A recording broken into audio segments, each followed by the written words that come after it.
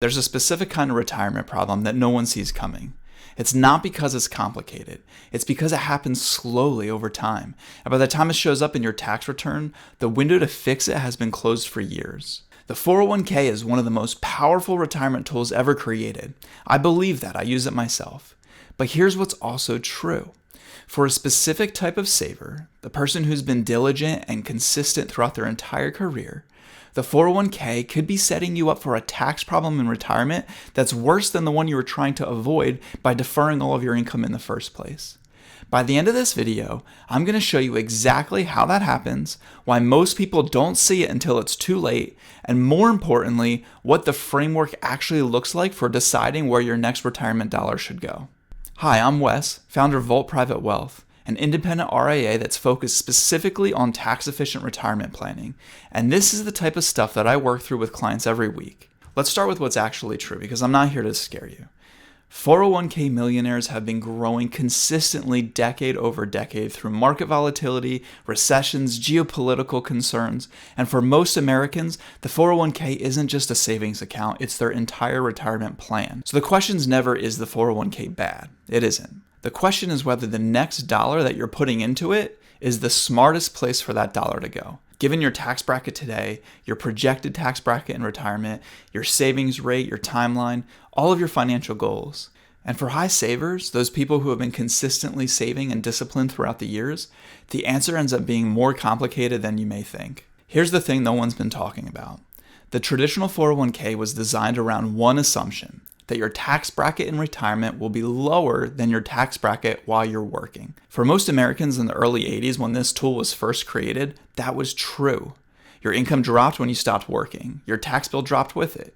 But for high savers today, that assumption is completely breaking down. And here's how it happens.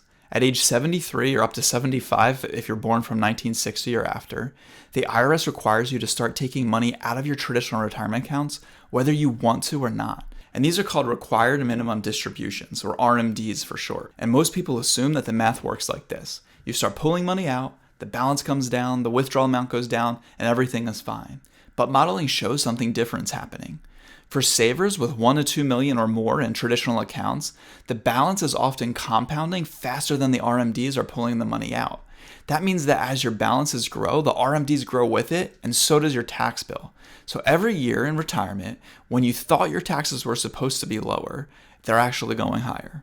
And that's just the RMD itself. That withdrawal stacks on top of your Social Security, which is partially taxable.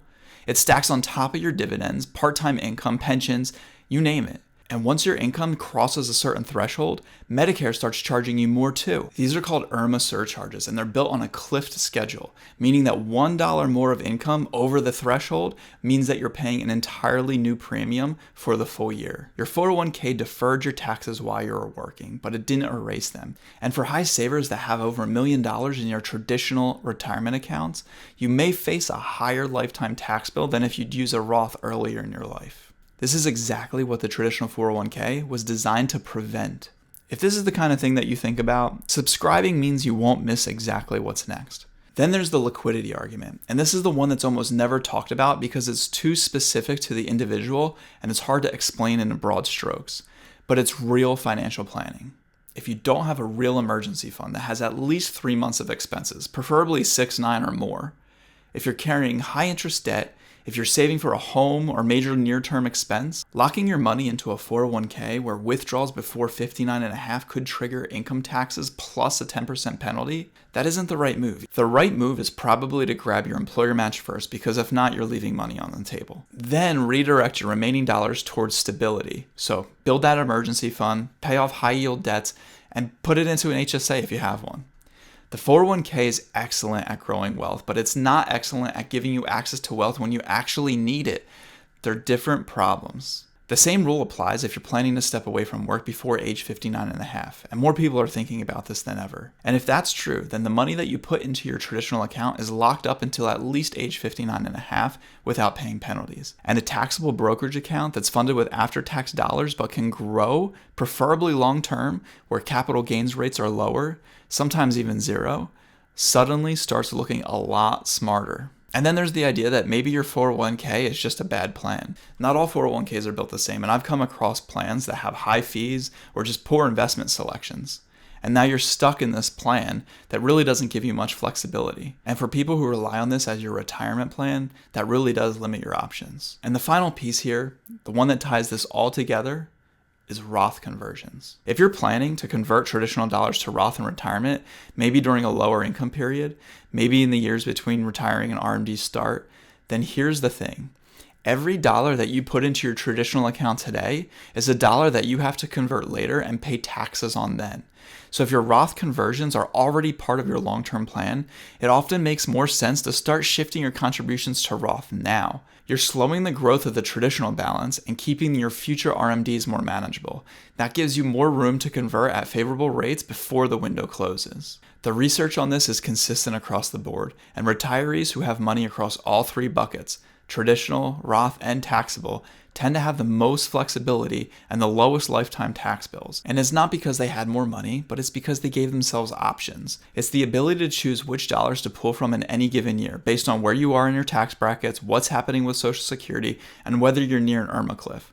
That flexibility is worth real money. So here's the framework. It's not a rule, it's a question. Given my current tax bracket, my projected future bracket, my savings rate, my timeline, my total retirement plan, and all of my financial goals, where should my next dollar go? Sometimes it's the traditional 401k, sometimes it's your Roth, sometimes it's the brokerage, sometimes it's paying down your debt.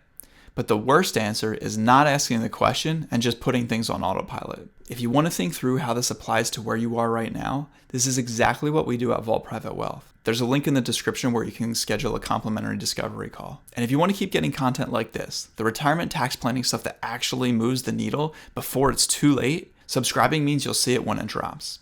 I'll see you in the next one.